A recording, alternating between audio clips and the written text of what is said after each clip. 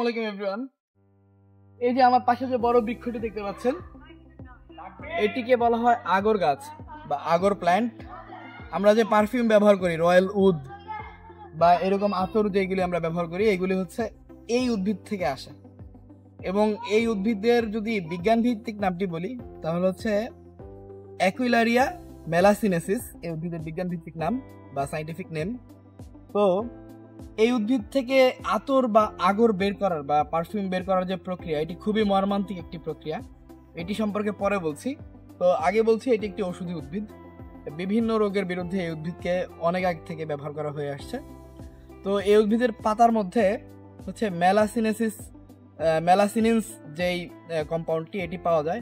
এবং এই উদ্ভিদের পাতার রসকে প্রেগনেন্ট মাদারদের প্রেগনেন্সি ডিউরিং প্রেগনেন্সি টনিক হিসেবে ব্যবহার করা যেতে পারে।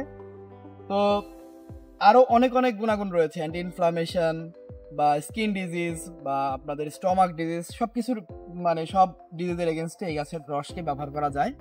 তো ব্যাপারটি হচ্ছে, এই উদ্ভিদ থেকে যখন আতর বের করা হয় বা পারফিউমটা বের করা হয়, এটার মধ্যে শক্ত রড বা লোহা জাতীয় কিছু ঢুকিয়ে দেওয়া হয়। পরবর্তীতে ওইখানে হচ্ছে ফাঙ্গাস জন্ম নেয়, ব্যাকটেরিয়া জন্ম নেয়, জায়গাটা পচে যায়। তারপরে যখন কালো বর্ণ ধারণ করে তখন হচ্ছে এই উদ্ভিদটিকে সেখান থেকে কেটে শুকিয়ে তারপরে হচ্ছে এটাকে বাষ্পীয় ভবন বা আমরা যেটাকে বলে কন্ডেনসেশনের মাধ্যমে এটা থেকে এই পারফিউমটা বের করা হয়, এক্সট্রাক্ট করা হয়। তো মর্মান্তিক বললাম এই কারণে যে এত সুন্দর উদ্ভিদকে কেটে ফেলা হয় এবং স্যাক্রিফাইস করা হয় এই আতর তৈরি করার জন্য বা পারফিউম তৈরি করার জন্য। তো খুবই সুন্দর, চমৎকার এবং খুবই দামি একটি উদ্ভিদ, অত্যন্ত এক্সপেন্সিভ একটি উদ্ভিদ।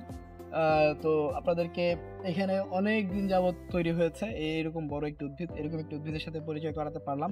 এবং আমরা যে আতর বা আগর রয়্যাল উড নিয়ে যে মাতামাতিটা করি, সেটার মূল উৎস কিন্তু এখানে। তো আপনাদেরকে এইরকম সুন্দর একটি উদ্ভিদের সাথে পরিচয় করাতে পারলাম এবং দেখাতে পারলাম, আশা করি। তো আপনাদের সাথে দেখা হবে অন্য কোনো প্ল্যান্টের সাথে, অন্য কোনো ভিডিওতে। তবে আপনাদের জন্য সবসময় যে কথাটি বলে থাকি সেটি হচ্ছে যে এই যে ধরনের রাসায়নিক গুণাগুণের কথা বললাম, এগুলি আপনারা সরাসরি ব্যবহার করতে যাবেন না। ব্যবহারের আগে অবশ্যই একজন রেজিস্টার্ড চিকিৎসকের পরামর্শ নেবেন, কারণ রেজিস্টার্ড চিকিৎসক জানে যে কার বডিতে কি প্রয়োজন। তো আজকের মতো এখানেই শেষ করছি। সবাই ভালো থাকুন, সুস্থ থাকুন, সতর্ক থাকুন। আসসালামু আলাইকুম।